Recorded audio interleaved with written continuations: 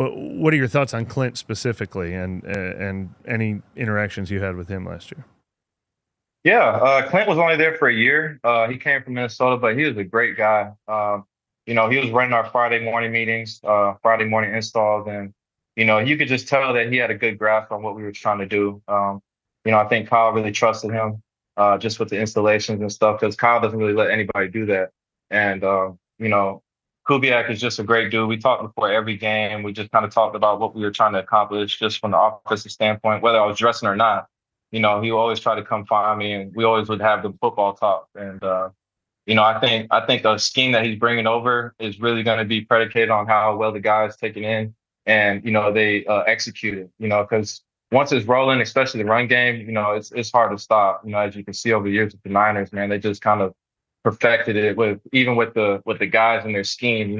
Some of those guys have been in the scheme 2, 3, 4 years, so over time you get better at it. But I think, with Kubiak coming into New Orleans, I think he's got a fresh new, look to the offense. Because I mean, in the past, 10 to 15 years, it's been, Pete and Sean.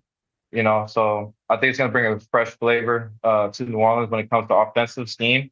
And it's going to be a lot of big windows to throw to. I think it's going to be easy for Derek to really see.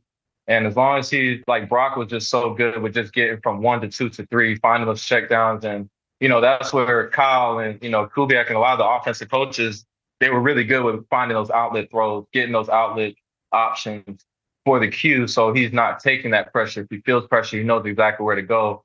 And that's where I think a lot of the good things of that scheme is that, if you do find your check down, it's probably gonna be wide open, probably more often than not. And, if it's not open, that means there's something behind it that's wide open, that's going to be an explosive. So, it's really predicated on the quarterback and how well he runs it. And that's why, we've been so good in San Fran the past 2 years, because Brock has a great understanding of that.